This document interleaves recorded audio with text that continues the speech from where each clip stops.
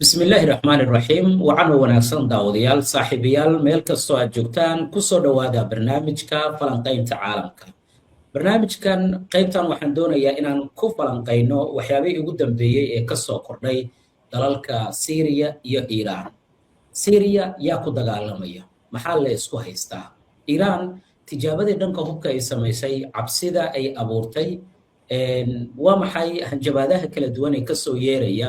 qaar ka mid ah xubnaha Mareykanka gaar ahaan senatarada taageersan madaxweyne Donald Trump. We obliterated the Iranian nuclear facilities. We did not obliterate Iran's desire to have a nuclear weapon. The regime hadn't changed at all. waa senator ka tirsan dowladda Mareykanka waxa uu ka tirsan yahay xisbiga jamhuuriga wuxuu taagan yahay mar kale Iran waxay u baahan tahay in la duqeeyo sidaas si la mid ah Lebanon in la duqeeyo waxaan eegi doonaa tijaabadii xaray Iran ay samaysay Israa'iil siday kaga baqatay warbixinada soo baxay mas'uuliyiinta dowladda Iran arrintaasi way ka hadleen waxa sidoo kale aan si gaar ahaaneed u eegi doonaa falanqayn ku saabsan Syria dagaalka ka dhacay waxaana barnaamijka falanqaynta igala qayb galaya maanta Maxamed Maxamuud Geedi waa falanqeeye si weyn ula socda arrimaha Carabta iyo Bariga Dhexe waxa uu ku sugan yahay magaalada Muqdisho oo si toos ah qadka ugu jira waxa uu sidoo kale falanqeeyaa caalamka iyo wararka caalamka ugu waaweyn waxaana uu leeyahay bartiisa YouTube-ka si gaar ahaaneed uu kaga hadlo isbedelka juqraafi siyaasadeed waxaana uu leeyahay bartiisa gaarka ah Geedi Show uu inta badan uu kaga ku falanqeeyo isbedelka juqraafi siyaasadeed ee caalamka inkastoo maalmahan xoogga uu saaray Mareykanka iyo xiisadaha ka jira waqtigiisa iyo fursadiisana waan uga mahadcelinayaa waxaana doonayaa insha Allah taala qaybtan inaan arrimaha soo idil aan diiradda ku saarno soo dhawaada daawadayaal saaxiibayaal ku soo dhawaada mar kale iyo marcadda show barnaamijka falanqaynta caalamka وهاجاك مركله isku soo noqod wanaagsan daawadayaal saaxiibayaal sidaan idinla wadaagay waxa dalka Syria ka bilowday dagaal aad u adag inkastoo hadda dagaalka uusan socon oo ugu yaraan joojin u muuqanaysa si degdeg ah in loo gaaray dana dagaalkan wuxuu u dhaxeeyay ciidanka Kurdiyiinta ee SDF iyo sidoo kale ciidanka dawladda Syria mas'uuliyiinta dawladda Syria waxay sheegeen dagaalka in la joojiyay iyagana dhankooda ay amarkaasi ay bixiyeen si dagaalka loo joojiyo Kurdiyiintana go'aankaasi oo kale ay qaateen waxaan rabaa inaan soo dhaweeyo Maxamed Maxamuud Geedi soo dhawow Syria marka hore waxaan rabnaa inaan ogaano yaa ku dagaalamaya dalka Syria horta marcad waa maasantahay aad ugu maasantahay barnaamijkaaga inaan maanta qayb ka noqdo dalka Suuriya horta waxa waaye wadan walba wuxuu leeyahay cadawga kaliya ee Suuriya ay leedahay maanta waa geostrategiga goobta ay ku dhacdo ama meesha ay dhacdo ayaa cadow ku ah sababtoo ah waxay dhacdaa goob aad iyo aad u xasaasiya oo Israa'iil ay dhinaca ka saaran tahay dhinaca kale ay Turkiga ka saaran tahay isla markaana labadaas wadan ay maanta yihiin labada wadan ee doonaya inay bariga dhexe mid kale awoodeeda ay la wadaagto marka ama ay la warito marka Suuriya dhibaatada ugu weyn oo maanta haysato waxay tahay waxa labada luqad kula jiro Israa'iil sidoo kalena Turkiga oo doonaysa inay ka celiso ama ay hor istaagto ayaa iyadana waxay doonaysaa inay iyadana qayb ka noqoto inay difaacdo hadda warka ugu dambeeyay oo dagaalkan ku saabsan qasad iyo u dhaxeeyo ciidamada Suuriya wuxuu noqday hadal aad iyo aad dadka arrimaha Suuriya daneeyo argagax geliyay isla markaana heshiiskii la gaaray sanadkan bilowgiisa oo ahaa in ciidamada labada dhinac la isdhexgeliyo isla markaana la dhiso ciidan midnimo qaran ayaa waxay noqonaysaa in arrintan noqoto kaafi kala dheeri wixii la filayay meesha ay ka baxeen qasad heshiiskooda iyo Ahmed Sharc dawladda hogaamiyo waxaa muuqata inay guuldareysatay isla markaana heshiiskaasi uu waayay in uu taabagalo dhanka kalena kala qaybsanaanta u dhaxayso shacabka Suuriya oo u kala qaybsamaya carawiinta xukunka sanado badan hayay iyo sidoo kale nimankan xuduudda dhala Israa'iil lagu magacaabo ama la yiraahdo uu hogaamiyo kooxda magaceeda ay wadaadkan hogaamiyo magaceeda SDF-ka ama qasad kooxdan lagu magacaabo iyo kooxda kale oo marka dhammaan kooxahaasi iyo kala qaybsanaantaasi u dhaxayso dalka Suuriya ayaa waxay keenaysaa inuu nuglaado ama uu noqdo wadan nugul Ahmed Sharc uu dadaalay waqti ayuu ku bixiyey sacuudi ayuu dhabarka ka galay maraykana loo geeyey waa u tegey wadamadii saameynta ku lahaa iyo faransiis iyo balse israel ayaa waxay u aragtaa in ninkaani uu yahay khatar waxayna aaminsan tahay haddii aysan ninkaani ku fashilin inta aanu dhalan ka hor in uu noqon doono xamaas midii ay ku samaysay wax ka daran marka maraykan aragtidiisa iyo israel aragtidiisa ama aragtida israel way ku kala duwan tahay marka la joogo feelka suuriya maraykan waxay ka dhex aragtay arrimaha ama donald trump wuxuu ka dhex arkay arrimo dhaqaale iyo magaalooyin la maalgashahayo balse netanyahu wuxuu ka dhex arkay in waddankani uu yahay bamba lagu istaagsan yahay haddii maanta isdabaalinayaan oo ay dhahayaan dagaal ma doonayno oo ay dhahayaan ma rabno inaan dagaal idinla galno waxaa laga yaabaa in maalmaha soo aadan markii awood yeeshaan oo ay gaaraan mustawaha turkiga uu rajeynayo inay noqdaan awood parallel ah oo ka dhinac dagaalanto marka suuriya faylkiisa waa fayl xasaasi ah maxamed aad iyo aad dagaalkii ugu dambeeyey hadda wuxuu sababay inay dad dhintaan oo ugu yaraan 3 qof ayaa la diiwaan geliyay dhaawaca inta uu ka badan yahay in hub nooca la isu adeegsado oo dowladdu ay taangiyadeeda la soo baxdo ciidanka SDF-na weerar kadis ay qaadaan wuxuu ku soo beegmay iyadoo shalay magaalada Dimashq uu tagay wasiirka arrimaha dibadda ee Turkiga Hakan Fidan lana kulmay wasiirka arrimaha dibadda ee dowladda Syria ma kula tahay marka waxyaabo maalmihii ugu dambeeyay socday oo xal lagu raadinayay in la isku fahmi waayay taasina ay keentay in dagaalka uu bilowdo iyadoo Hakan Fidan uu ku sugan yahay magaalada Dimashq horta Hakan Fidan joogitaankiisa Dimashq iyo dagaalkani horta waa fariin oo cad sida hadda wargeysada ay sheegayaan fariintaasina waxay ku socotaa Turkiga oo la leeyahay faylka Suuriya adeeg kaliya maareeyma kartid waxaad u baahan tahay Maraykan inuu kula ogaado isla markaana waxyaabaha aad ka hadlaysiin leedin dhex joogo la idinla socdo Turkina way ku dhabar adeegayaan waxay gelinayaan waqtigooda ugu badan sababtana waxay tahay laba sabab dartooda sababta koowaad waxay tahay waa xuduud ugu horeyso oo ay Israel iyo u dhaxayso Turkiga waa wadankan Suuriya loo leeyahay ama loo yaqaano marka waxay arkaan danahooda iyo amaankooda qaranka ay u arkaan inay halkaasi ka ilaashadaan oo ay ka difaacdaan Suuriya inta aanu ka soo talaabin Israel ama aysan ka soo gudbin ayay kula dagaalamayaan qodobkaas waa qodobka koowaad qodobka labaadna waxa ay tahay Turkiga wadamo badan ay saameyn ku leedahay oo dhaqdhaqaaqeeda xitaa geeska Afrika Soomaaliya oo soo gaaray iyadana waxay doonaysaa joogitaankeeda bariga dhexe iyo geeskaas ama gobolkaasi taariikhiga ah ama buurtan loo yaqaano Jabal Qasiyun oo caanka taariikhiga ah iyo Dimashq dhulkaas inay joogto ayaa waxay u aragtaa inay tahay joogitaan taariikhi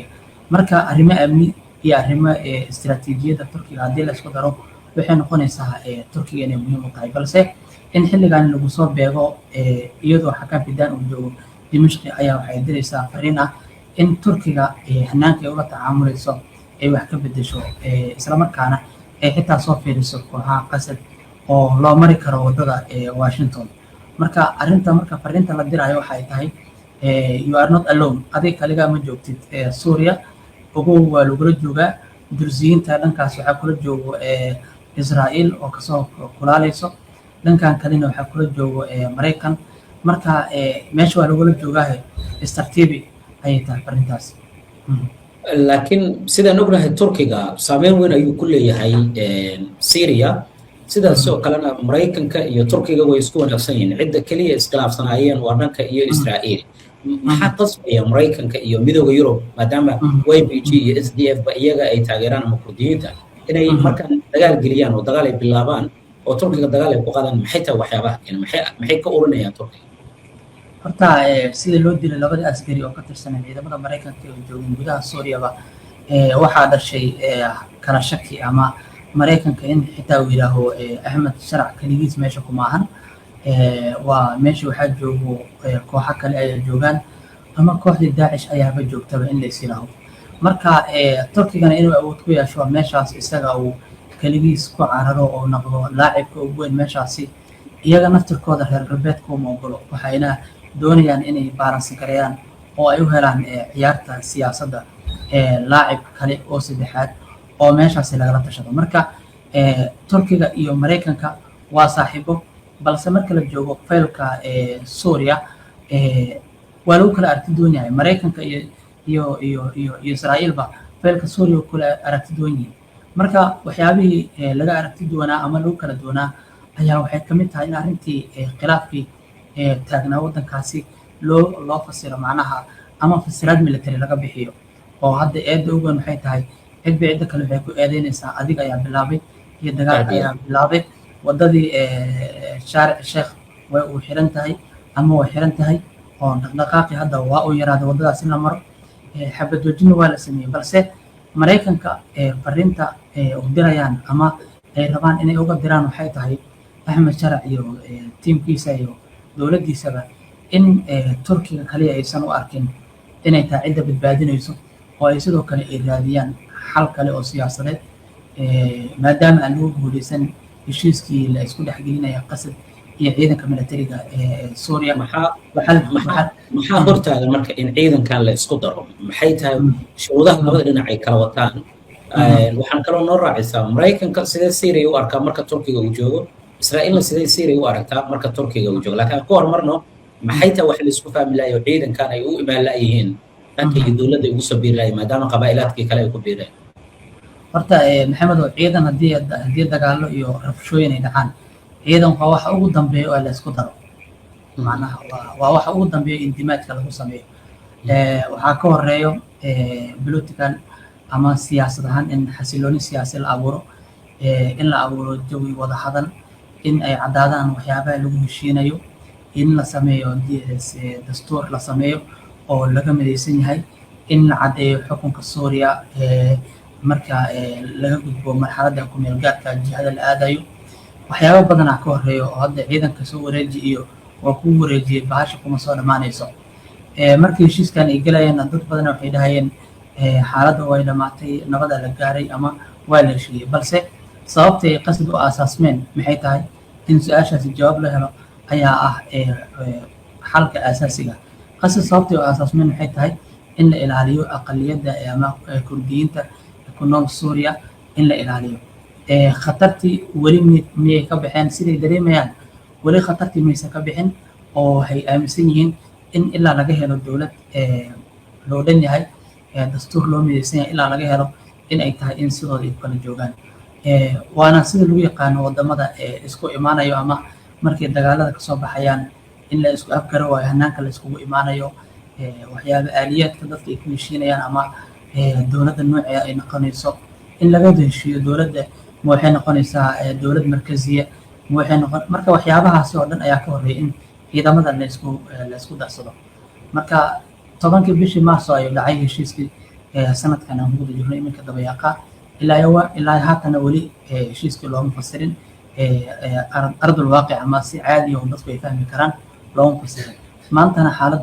waa muuqataa in kala fogaanshaha iyo banaanka uu soo baxay dhanka kale maraykanka sidee u arkaan in markay joogaan turkiga markay halkaasi gelayaan maraykanka sidee u arkaan maraykanka waxay xambaarsan yihiin fariinta urdigan maraykanka waxay xambaarsan yihiin fariinta netanyahu oo ah annaga han lagugu simo meeshaasi annaga ayaa xal u keenayno ay leeyihiin waxay ka dhaadhicinayaan fariintooda waxay soo marayaan washington ay israa'iil soo marinaysaa waxayna ka cabsi qabaan in urdigan uu ku awoodeysto meeshaasi waatii la hor istaagay xerihii military turkiga in laga dhiso gudaha suuriya oo duqeymo ay xigsadeen waatii la weeraray wasaaradda arrimaha gudaha iyo wasaaradda gaashaandhigga intaba marka xaaladdu sidaasi uma sahlano arrimaha gudaha suuriya arrintaani saameyn miyay ku leedahay saameyn ay ku leedahay balse waxaa ka xoogan maanta suuriya dhibaatada haysato faragelinta shisheeye dursiyiinta dhinac ayaa loo wataaho israa'iil ayaa dhinac u wadato calawiyiinta waxay cogdad u qabaan xukunka ay hayeen 60 sano ee lasoo dhaafay nimankan qasadkaana waxay u arkaan in haddii wadaadada nimankan kasoo diga rogtay oo iminkan dowladnimada rajeynayo talo amay caadada lagu yaqiina iyo waxyaabihii lagu yaqiina kusoo kacana isleeyihin oo nimankaani saacad kasta isbedeli karaan waxaa laga cabsi qabana waxay tahay wixii ka dhacay dhinaca xeebta oo ku dhacay nimankii calawiyiinta oo la dilay hal maalin 200 oo qof cagta la mariyay markaasay marka arrintaasi markay dhacday cid walba waxay tiri nimankaani saacad kasta isbedeli karaan waa niman weli dowladnimada casriga aan la qabsano weli kooxihii hubaysnaa caqliyadooda wato marka arrinta marka kala shaki taagan tahay balse laacibka ugu weyn ee meeshan taagan maxamed waxay tahay turkiga oo doonaya in marnaba suuriya wadadii burburka aanay qaadin maalmo dhoweed ama mar dhow oo digaan loo hadlay inay soo noqdeen 500 kun in ka badan dad ay kusoo laabteen gudaha suuriya ay kusoo laabteen dadkaasina ay turki kasoo guureen turki dadkaasi culays miyay ku hayeen waxay ku ilaalinayeen magaalo xuduuda qaarna gudahooda ayay ka siiyeen deganaansho iyo kaar xataa ay ku noolaadaan bilowga hore cadaadiska turkiga saarana waxaa ugu weyn qaxootiga suuriya ee wadankiisa ku sugan marka intuu ku ilaalin lahaa gudaha wadankooda uu ku ilaalinayaa wax kasta oo uga baxana way sameynayaan balse arrinta in toos la isku wajaho oo Israa'iil iyo Turkiga ay toos ku wajahaan ayaa adag marka waxay u baahan marka sheekadu waxay ka dhigan tahay Syria carawiyiintii oo xeebta ku sugan waxay iska ilaalinayaan nidaamkan cusub maadaama 60 sano ay maamulayeen wadanka ciidanka kale ee Druusiyiinta ee dhanka xadka Israa'iil xiga buuraha Joolan iyo agaarkaasna Israa'iil way isku ilaashanaysaa diintana dhinacan kale ayay ku xoogan yihiin oo Mareykanka iyo midowga Yurub ayay taageero ka helayaan iyagoo SDF iyo YPG iyo waxyaabahaas kurdiga Turkiga argagixiso u yaqaan marka waa meel yani geed la soo wada jiro la soo wada gaban yahay Soomaaliya Syria markaan sawir guud ka bixin Syria way kala tagsan tahay hadda oo sida hadda saddexdan qariidood aad sheegtay ayay u kala qaybsan tahay sidee dadkaasi la isku keeni karaa oo dadkaasi la isku soo dhaweey karaa waa su'aal kale balse hadda waaqica taagan ama hadda xaaladda sidii u taagan tahay qolaba meel ay joogtaa qolaba waxay rabtaa inay hesho dastuur ballan qaadayo amnigooda iyo jiritaankooda ballan qaadayo qola kasta wax bay doonaysaa marka in uu ka jawaabto dawladdan dhexena dhammaan madaaribtooda ama dadkaasi ama kala duwan dalabaadkooda ay ka jawaabto way adag tahay Israa'iilna jaaniska ka ilaalinayso ma doonayso inay fursad ay siiso dawladda Ahmed Sharac waxay ka baqanaysaa dawladdaasi inay cagaha dhulka dhigato oo ay salka dhulka la hesho saas daraadeed maalin kasta salka ka inay ku rido ay duqeyso dhibaatayso ayuu soo jeesatay marka haddii Suuriya jaanis yar oo ay ku fariistaan helaan way fiicnaan lahayd aan si raaciyo waliba kurdiintan waxay ku sugan yihiin aagagii maaragtay shidaalka iyo يعني aadku ugu badnaa halkaas oo Mareykanka xitaa la toonsay inuu shidaal badan ka qaadanayo isagoo kooxda halka ku ilaalinayo waxyaabo inta badan lagu eedayo midowga Yurub ayaa taageera ciidamadan Turkiga xataa ay la wadaagaan deegaanadaasi oo amni ahaan u soo gudbayaan wax badan baa marka moodaa inay aad qoorta isuula jiraan marka la eego dalka Syria sida sheegtay maxamed horta arrinta shidaalkana arrintan oo shidaalka Suuriya oo ay nimankan qasad iyo kurdiinta gacanta ku hayaan arrintaas waa fayl xasaasiya hadda tusaale ahaan Ahmed Sharac waxyaabihii markii uu New York tagay oo Trump ka hadlo waxaa kamid ahaa in wadankan Suuriya dhaqaalahan loo mideeyo oo tusaale ahaan dawladda lagu wareejiyay inay maamusho shidaalkaasi isla markaana Mareykanku ay soo maraan dawladda Ahmed Sharac oo maamulo oo albaabada kale oo la soo xiro oo ducaynta laga daayo maadaama aan Washington iyo ugu imaanay oo aan arrimahaas ay ugu waaweynaa oo in la sameeyo mideyn dhaqaale balse arrintaasi Mareykanku waxa ay doonayaan inay ay sidooda loo kala joogo inta iyaga naftirkooda ay keenayaan damaanad qaad ka duwan midkan ay haystaan kooxaha loo yaqaan qasadka marka arrinta dagaalka u saabana waxaa kamid ah arrin dhaqaale oo ku jirta meesha aad iyo aad arrinta Syria waxyaabaha ka soo kordhay insha Allah taala si gaar ahaan ayaan mar kale ugu laaban doonaa laakiin fahamka guud waa sida in qoorta la soo jiro arrimaha dhaqaalaha qayb ka yihiin Syria laga ilaalinayo inay dib awood u yeelato dhanka dhaqaalaha dadku ay midoobaan dadka carabta ah sunniyiinta iyo qaybaha kalena dawladda taageersan yihiin oo Ahmed Sharac uu hogaaminayo dhinaca kale xalay mar qura bariga dhexe cabsi ayaa ka daarantay markay Iiraan ay tijaabo gantaalla ah ay samaysay marka hore inkastoo dawladda Iiraan ay ka hadashay fariimo kale ay ku gadaamayeen arrintii Israa'iil aan eegi doono marka hore wararkii ugu dambeeyay iyo waxay ka dhiganayd inay Iiraan mar qura iyadoo aan la maleysanaynin tijaabada noocaas ay samayso maxay kula tahay horta Iiraan maxamed horta Iiraan maalmihii dambeysay horta howlgalo badan ay samayso sirdoon waa ogtahay fayral ay soo haday waxay soo qaabteen xog badan oo muhiim u ah xitaa sargaalkii ku sareeyay nuclearka guriga degan yahay xogtiisa inay keeneen marka iyaga maalmihii soo dhaafay xaaladooda waxay baranbareen balse caqabada ugu weyn oo maanta haysto waxay tahay Trump wuxuu leeyahay hal dhig halkaas dhigno waxaa wax uga sheego nin la yidhaha Netanyahu. marka Netanyahu markii uu safraayo New York uu safraayo arrintaas marka waxay tahay ashaydan akbar ayaa wuxuu tegayaa Trump agtiisa. marka qorshaha uu xambaarsan yahay iyo waxyaabaha inuu ka gada rabo iyo ajandaha u socdana way fahamsan yihiin. marka waxay doonayaan inay abuuraan balance inay abuuraan oo ah ninkan haddii uu ka dega xagga nimankan ay hub baroobiyeen oo ay awoodooda bannaanka keeneen oo ay tijaabooyin sameeyeen. baashu waxay noqonaysaa in xitaa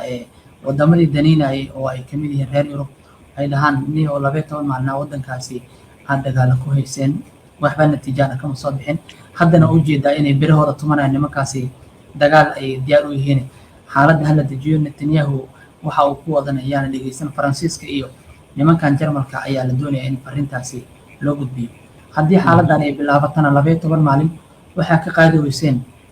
waxa laga cid ka qaadi kartaa ma jirto. Iiraan hadda waxay taagan tahay moogtahay fursad ay haysataa. fursadda ay haysataa waxay tahay Venezuela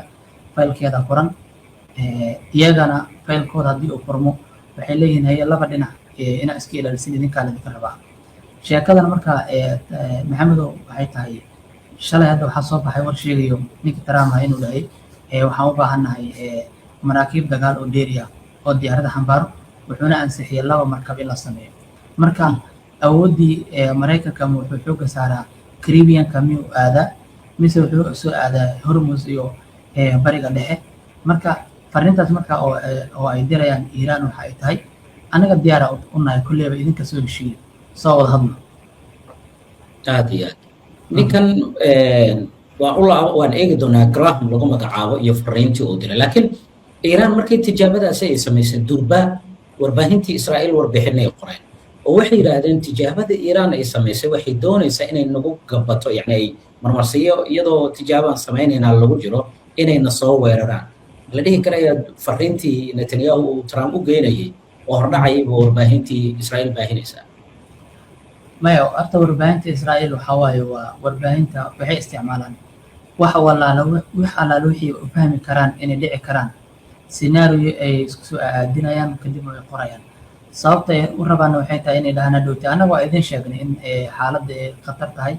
oo ay dhibaato soo socoto waa idin sheegnay. marka iyaga naftirkooda waxay khatarta iyo cabsida ku badanayaan ninka Netanyahu oo waxaa laga yaabaa in leeyihiin in xitaa inta New York jirto inay xaaladda isbedesho. balse maxamedow horta Netanyahu waa nin dagaal u jooga, waa siyaasiga ugu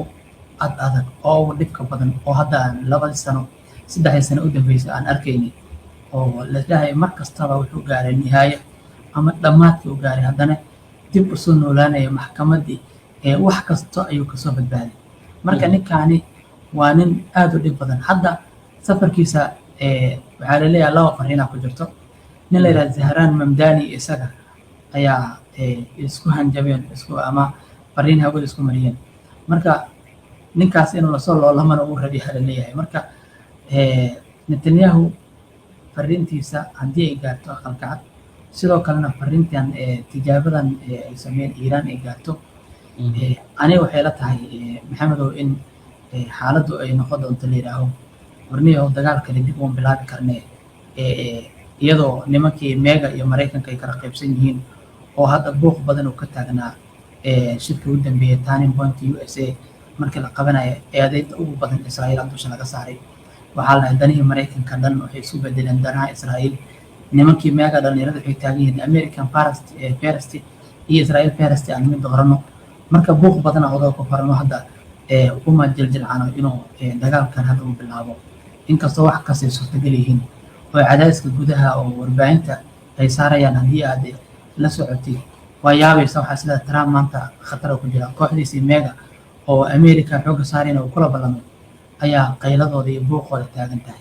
oo hadda doorashooyinka soo aadanaada loo cabsi qabaa in iyaga xitaa ay la gediyaan doorashooyinka habteerabka markii la gaaro. ani marka aragtideedu waxay tahay Trump waa ka dhageysan doonaa waxa uu ninkaas u sheegay, balse 12 maalin wixii laga qaadi waayay hadda wax oo kale laga qaadi kara ma jiraan. aad iyo aad in arrimahaasoo idil marka la eegana Iiraan iyadaba isdiyaarisay oo ay tiri يعني قنتالان ديارسانينا أوديني بان يعني وديار كروبينا سو iyadana qayb kama ahan inay culayskii Trump ay ku sii badiso kii marinka qasana meel uu yaalo oo la isku fahmi laayahay ciidanka qasar la doonayo in loo diro Venezuela oo meel yaalo uu taagan yahay madaxweyne Maduro waxa uu wanaagsan inuu iscasilo kii kale istaraatiijiyadii Mareykanka ee uu soo bandhigay 30 page ka koobnaa ee dhaqangelinteeda Shiinaha uu doonayay inuu la dagaalamo yani meel yani Iran soo kiisaska kuma sii badanayaan madaxweyne Trump hadda waxaa intaas kasii daran oo qodobka kale oo muhiim u yahay shidaalka ama waquudka ama shidaalka ku shaqeeya sawaariikhda oo sawaariikhda Iran ay ku shaqeeyaan ayaa waxaa aad loo soo dhoofinaya maalmihii ugu dambeysay Shiinaha laga keenay haddii aad sheekadaasi oo yahay sheeko aad u xiiso badan oo sadoonka oo markabkii soo maaha sawaariikhda oo macnaha shidaalka sawaariikhda markay ka ceyso shidaalka qaado shidaalka ay adeegsadaan marka shidaalkaas aad u fara badan ayay soo qaateen Shiinaha ka keensadeen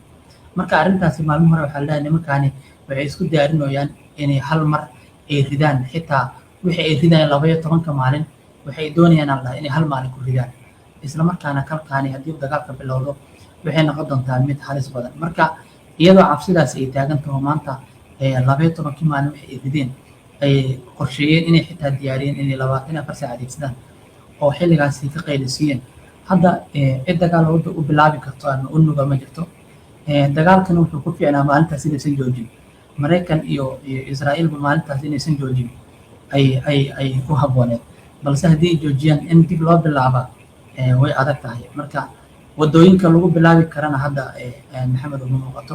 iyadoo qasda qorsheedii la dhameeyay oo ay ku dhamaatay apply oo iska sii socotay sheekadeedii iyadoo sheekadii Ukraine oo ay ku dhamaatay iyadana apply oo wali sii socoto Caribbeanka iyadana xaaladeeda ay taagan tahay marka aqalka cad Mareykanka hadda waxaan u maleynayaa inuu yahay maanta xafiiska ugu mashquulka badan dunida oo faylasha waraaqadaha iska soo daba dhacayaan ana caadi xitaa dadkii ku dhadhawaaya la shaqeynaya maxamed waxay leeyihiin gabadha aqalka cad hijaarka ee ama madaxa shaqaalaha waa ogeed intii u soo jeedinaysa oo ninka Trump oo ay dhacday odagan Trump waa nin aanan aad iyo aad ku jirto shakhsiyad qable ama isla weyn oo ku jiro xitaa aaminsan sharciga oo ku weynahay marka anima aaminsan hadda dagaal la bilaabi karo Trump ninka Netanyahu waxa aaminsan inuu doonayo meereysigiisa siyaasadeed iyo isku daboorigiisa safarkiisa toddobaad ayay noqonaysaa ayaa la leeyahay oo ku tago maalmihii ugu dambeeyay Mareykanka in Iran shidaal tiro badan ay soo iibsato oo dhanka Shiinaha ay ka hesho iyadoo la ogyahay maraakiib badan oo dhanka Shiinaha ka yimid Iran oo u socda Mareykanka yani uu ciidamadiisa bishii November ay qabteen Shiinaha muxuu ku bedelanayaa shidaalka tirada badan ee Iran uu siinayo ee dhanka loo isticmaalayo sawaariikh arta Shiinaha waxay Iran waxay keeneen ganacsi leeb leh keeneen waxaa la sameeyay si dagaalka looga hadoo bilowday xitaa hawsha inuu joogsan waxaa la raray inta maraakiib ay heli kareen Iran inta markab shidaal ay heli kartay ay hal mar rartay waxay geysay xeebaha Shiinaha haddii dalab soo dhiibtaan waa soo dhawaanayaan bisle ma garatay marka waa shidaalka marka lacagta kaliya iyo dhaqaalaha kaliya heli karaan maanta Iran waxay ka helaan Shiinaha ganacsigaas la sameeyay xitaa hadduu dagaal si bilowdo ama dagaal uu bilowdo 2 isbuuc 3 isbuuc bil shidaal ku filan oo la geli karo ama la sii iibi karo ayaa maraakiibta badaha u saaran oo dhaqaajinayaan marka arinta marka la leeyahay kala bedelashadaasi waa sidaas oo wadamadan hadda Venezuela iyo Iran waxay ku tirsan yihiin shidaalka iyo iibkayaan Shiinaha isaga oo ku faa'iido wuxuu ka helaa shidaal jaban oo ka qiimo jaban midka uu ka heli lahaa wadamada Yurub iyo xitaa Hindiya labadu ma san tahay waxa uu ahaa Maxamed Wedi falanqeeye arrimaha gobolka iyo caalamka oo ka qayb galayay barnaamijkan si gaar ah diiradda ugu saareynay waxa ka soo kordhay Iran iyo sidoo kale dagaalka dalka Syria iyo sida xaaladdu ay ku dambeyn karayso arrimahan waxyaabaha ka soo kordhay insha Allah barnaamijyadeena kale ayaan si gaar ah ugu falanqeyn doonaa geedi aad baan kugu mahad celinayaa adigana waqtigaada aad iyo aad u mahadsantahay guud ahaan barnaamijkii falanqeynta ee qaybta waanageynta barnaamijkan lamid intaan ku kulmi doono waxaan idinkaga tegayaa sida in nabadgelyo السلام عليكم ورحمة الله وبركاته.